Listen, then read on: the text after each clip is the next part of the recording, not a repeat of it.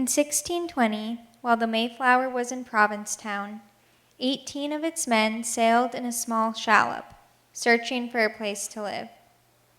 They came to present-day Eastham, where they were met by a group of Nauset. After a brief but violent encounter, the English left towards today's Plymouth. In 2020, we remember this first encounter. We explore its meanings for today and tomorrow. Hi, my name is Joanna Holleck, and I'm the coordinator for the Sunset series with Eastham 400. This evening, I'd like to tell you a little bit about this book, The Story of the First Encounter at Nauset. This book was commissioned by the Eastham Public Library and was written by Ian Saxine. Saxine teaches U.S. and British Atlantic World History at Bridgewater State University. He focuses his research on colonial and Native American history. In my opinion, one of the things that makes Saxine's book so meaningful and educational is the dual narrative that focuses respectfully on both the colonists and the Native Americans. Saxine acknowledges that the majority of his book is based off of the history as told by the colonists, not because this history is more important, but because much of Native American history has been destroyed. The importance of oral histories and art as forms of preserving indigenous history meant that many stories told by Native Americans have been destroyed, both intentionally through warfare and enslavement, and unintentionally through diseases brought to North America by the colonists.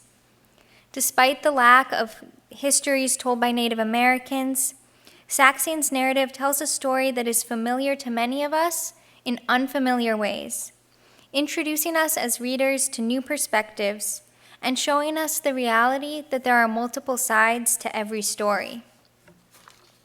Saxine's book both retells and dismantles the narrative that many of us are so familiar with.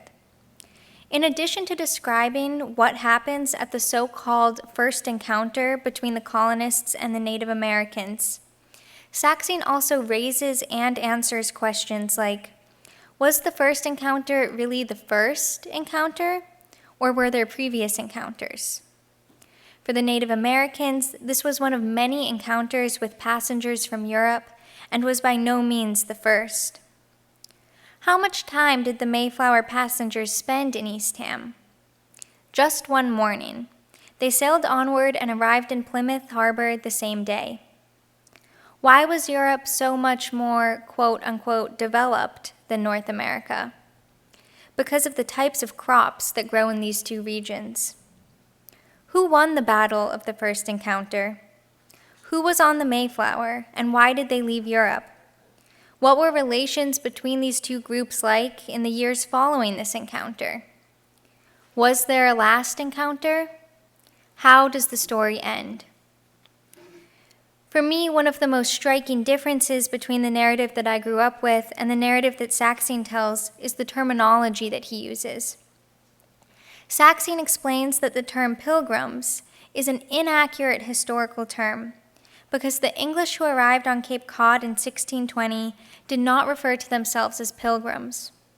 This term was given to the Mayflower passengers in the 1800s as an honorific and has been widely used ever since. The term settlers is also problematic and ahistorical. According to Saxine, the word settlers implies that the English were taming a wilderness or building a civilization in a place that lacked civilization. In contrast, Saxine explains that the newcomers unsettled the indigenous society that already existed on Cape Cod. The term Indian is also excluded from Saxine's book because it was not a term used by the indigenous people in the area at the time. Following Saxine's lead, many of our presenters this summer will refer to the newcomers as Mayflower passengers or as the English, and will refer to the indigenous people as the Nauset or as Native Americans. In addition to the ways that Saxine's book challenges the ahistorical and incomplete narrative that is often retold in the United States, the connections between life in the 17th and 21st centuries was also striking to me.